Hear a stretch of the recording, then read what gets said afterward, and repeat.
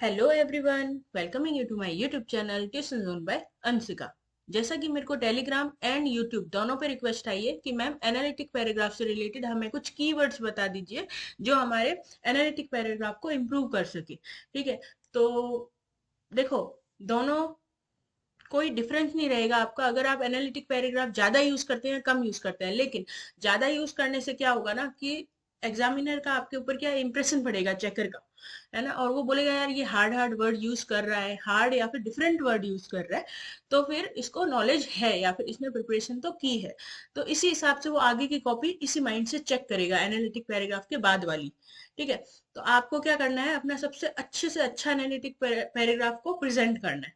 ठीक है, तो मैं यहाँ पे आपसे इसमें पाई चार्ट से रिलेटेड, ठीक है, टेबल वाले एनालिटिक्स से रिलेटेड, बार ग्राफ से रिलेटेड, सभी से रिलेटेड जो कीवर्ड्स हैं वो बता दूंगी। एक बार आप कॉपी पेंसिल लेके बैठ जाना ताकि क्या है कि आप नोट करते जाओ।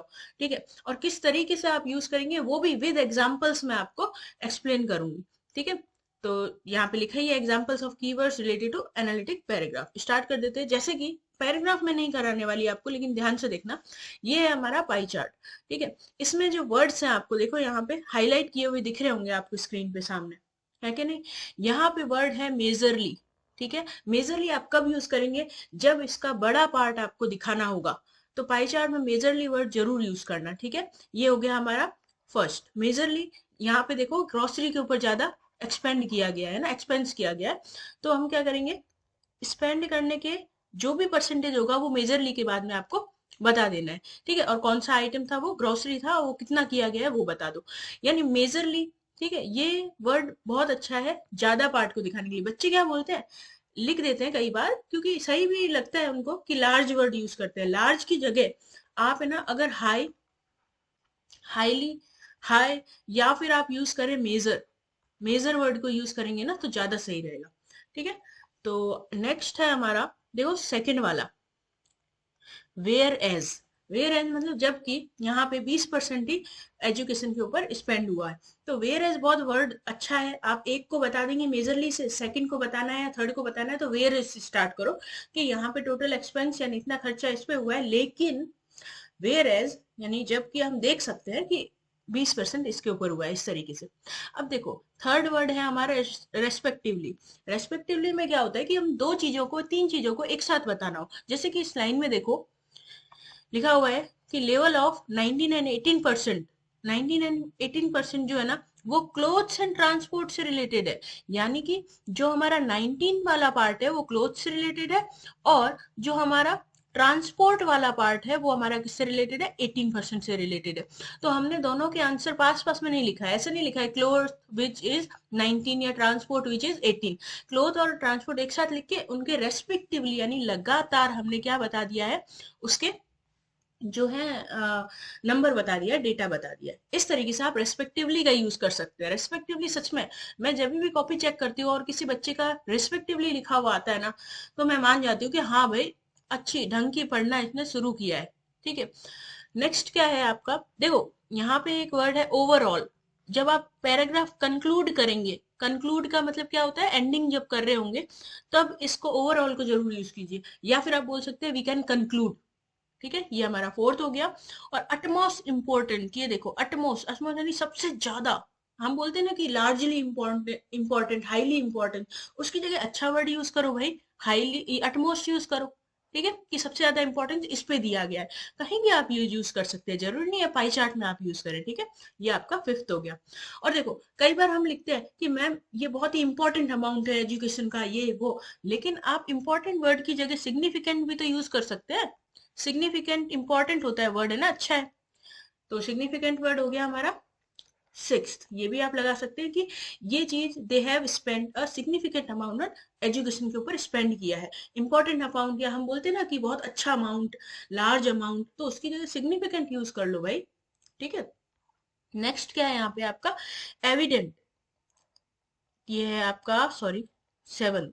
ठीक है, सेवंथ कीवर्ड है ये आपका कि thus it is evident. Evident यानी देखा जा सकता है, या फिर ऐसा मतलब कि बोल सकते हैं अपन कि क्या बोले, जैसे कि अ, ये शोन है यानी ये दिख रहा है, या ये इसको प्रूव करने की जरूरत नहीं है, ये एविडेंस है। ठीक है, ये पाई चार्ट हम देख रहे हैं तो उससे एविडेंस हमें मिलता है कि 85% ऑफ जो उनकी टोटल इनकम है ना मनी की, वो स्पेंड हो रही है उनकी लाइबिलिटीज पे, यानी कि इंपॉर्टेंट चीजों के ऊपर। ठीक है, तो देखो एक पैराग्राफ में 7 जो है कीवर्ड्स यूज कर लिए। जरूरी नहीं है आप 5 भी कर देंगे ना, 4-5 वो भी काफी होंगी, लेकिन ये बहुत ही वेल रिटन पैराग्राफ है। देखो इसमें जो कीवर्ड्स बहुत अच्छे यूज किए हैं, मतलब जिसने भी लिखा है बहुत अच्छी तरीके से सोच के लिखा है। देखो यहाँ पे एट्थ और रह गया, सॉरी इंक्लूड रह गया यहाँ पे, है ना। इंक्लूड बहुत अच्छा होता है। एट्थ वर्ड, भाई कितने कीवर्ड यूज कर लिए इसमें। इंक्लूड यानी अगर आपको 2-3 चीजों को एक साथ बताना है, जैसे स्टेशनरी है, कॉस्मेटिक है, एक्सेसरीज है, तो आप क्या करेंगे, इसको इंक्लूड करते हुए लिखेंगे। ठीक है, अब ध्यान रखना कि कंक्लूड और इंक्लूड दोनों अलग होते हैं। इंक्लूड यानी कि मिला के लिखना, मतलब ग्रुप में, और कंक्लूड यानी रिजल्टिंग, एज रिजल्टिंग बताते वक्त। ठीक है, चलो ये हो गया पाई चार्ट। अब देखो ये जो बार ग्राफ है उससे रिलेटेड कीवर्ड्स क्या हो सकते हैं। देखो इसमें अगर आप देखेंगे पूरे पैराग्राफ को बहुत अच्छी तरीके से लिखा गया है, लेकिन सिर्फ और सिर्फ एक अच्छा कीवर्ड यूज किया है इन्होंने। देखो ये, और पीक पीक वर्ड भी यूज हुआ है, सॉरी इसको मैंने क्या अंडरलाइन नहीं किया, पीक वर्ड भी तो अच्छा है। तो ऐसे, और कोई भी हाईली मतलब कुछ इन्होंने यूज नहीं किया, तो हो सकता है आप इस तरीके से लिखें। ये जो मैंने है आपको चैनल पे करा रखा है इसका, आप इसका वीडियो जरूर देखना।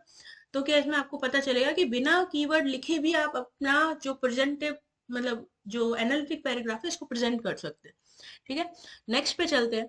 थर्ड पे देखो यहाँ पे 3-4 यूज हुए हैं, लेकिन थोड़े डिफरेंट यूज हुए हैं पहले वाले से। और ध्यान रखना पहले वाले मैंने इसमें अंडरलाइन नहीं किए। ठीक है, अभी हमारे कितने कीवर्ड हो चुके हैं, 8 हो चुका है।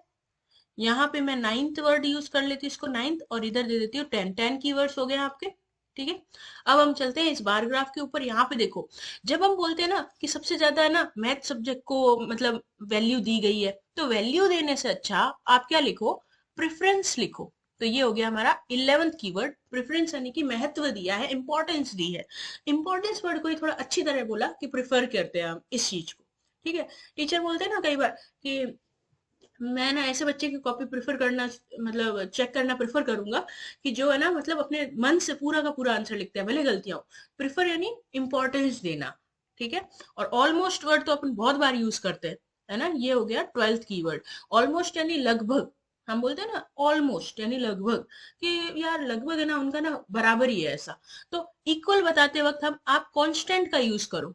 ठीक है, इक्वल मतलब लगातार कांस्टेंट रहा हो, जैसे 2019 में भी यही डाटा है और 2020 में भी फेस वॉश का सेम ही डाटा है, तो आप कांस्टेंट का यूज कर सकते हो, यानी कि स्थिर रहना, सेम रहना। ठीक है, नेक्स्ट कीवर्ड है आपका ऑल्दो। ऑल्दो बहुत बार आपने सुना होगा, और पता है कई वो लोग तो बात करते वक्त भी ऑल्दो बीच में बोलते रहते हैं दिखाने के लिए। ठीक है, ये हो गया आपका 13। अब इसका यूज क्या होता है कि बोलते हैं ना कि यद्यपि, वर्ड हिंदी में इसका प्योर है यद्यपि, लेकिन अगर मैं सही से बताऊं, बोलते हैं ना कि यार ना जबकि मैंने अच्छी तरह पढ़ाई नहीं की थी, ऑल्दो आई मतलब I had not studied hard, but, है ना, मैं इतनी स्टडी नहीं कर चुका हूँ, लेकिन मैं एक साइकिल अच्छी तरीके से सही कर सकता हूँ, मतलब कि उसके जो पार्ट्स है उसको मैं अच्छी तरीके से समझता हूँ। साइकिल की स्टडी नहीं की है। ऑल्दो मतलब ऐसे बोलते हुए कि ऑल्दो 2014 में जो है ना 200 चिल्ड्रन ही इंटरेस्टेड थे इसमें, देन रीच टू, बाद में 300 पहुंच गए 2015 में। ठीक है, तो इस तरीके से आप ऑल्दो का यूज कर सकते हैं। फिर आपका है थ्रू आउट। थ्रू आउट तो आपने बहुत अच्छी तरीके से सुना होगा भाई, बहुत बार होता है। थ्रू आउट यानी पूरे के पूरे, पूरा का पूरा ग्राफ आपको जब कंक्लूड करना होगा, यहाँ पे देखो अपना कंक्लूड वर्ड आ गया, इसको मैंने नहीं अंडरलाइन किया क्योंकि एक बार हम कर चुके हैं, है कि नहीं। तो कंक्लूड करते वक्त आप लिखो कि पूरे के पूरे पैराग्राफ्स, यानी through out the 6 year time period बताने के लिए। थ्रू आउट का आप यूज किससे करेंगे, एक टाइम के लिए या कोई प्रोसेस को बताने के लिए आप यूज करेंगे। Through out the 6 year, 6 year तक बास्केटबॉल जो था वो मोस्ट प्रेफरेंस मतलब प्रिफर्ड था। ये प्रिफर्ड वर्ड फिर से आया है। ठीक है, इन कंपैरिजन टू वॉलीबॉल की कंपैरिजन में करते वक्त, मतलब कंक्लूड करते वक्त थ्रू आउट का यूज करना। ठीक है, ये हो गया 14th कीवर्ड। अब देखो कई बार आपके ऐसे टेबल भी आती है कि नहीं, तो ये एक तरीके से टाइम पीरियड तो बता ही रहा है ना, इसमें भी आप थ्रू आउट का यूज कर सकते हैं। ठीक है, 6 एज की ग्रुप है, उसकी 6 कैटेगरीज है, इनमें आप क्या करें, अपना लिखना है। ठीक है, तो इंटरनेट कितना यूज करता है वही तो लिखा हुआ है ये, कि भाई ऑनलाइन एक्टिविटी कितनी डालते हो आप, डाउनलोड करते हो, न्यूज लेते हो, सर्चिंग फॉर पीपल, ये सब ऑनलाइन गेम्स, वैसे पबजी था तो ऑनलाइन गेम से चलता था नहीं। चलो, यहाँ पे आ गया आपका इलस्ट्रेट। इलस्ट्रेट वर्ड तो आपको क्वेश्चन में ही दिया होगा भाई, इधर नहीं दिया, इधर नहीं दिया है, लेकिन ज्यादातर क्वेश्चन में इलस्ट्रेट वर्ड दिया हुआ होता है। अब इलस्ट्रेट हमारा जो है ना, ये कीवर्ड हो गया हमारा 15th। अब इसकी जगह मैं आपको बता दूं और क्या क्या यूज कर सकते हो। डेपिक्ट, ठीक है, मेरा फेवरेट वर्ड है डेपिक्ट।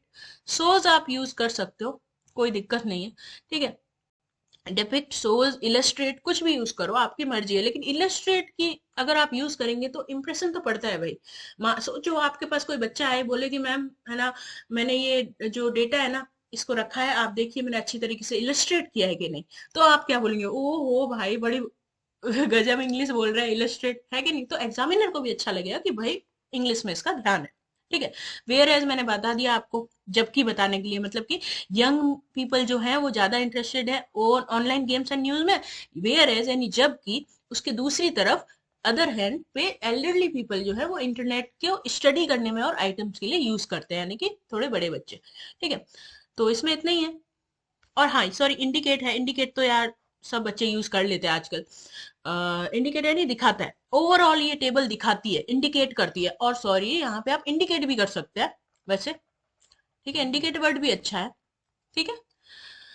चलो, फिर आपका आ जाएगा लीस्ट अमाउंट। कोई बच्चा बोलता है ना कि मैम आपने मेजरली का तो बता दिया, भाई मुझे कम का भी तो बताओ, क्या हम माइनरली लिखते क्या?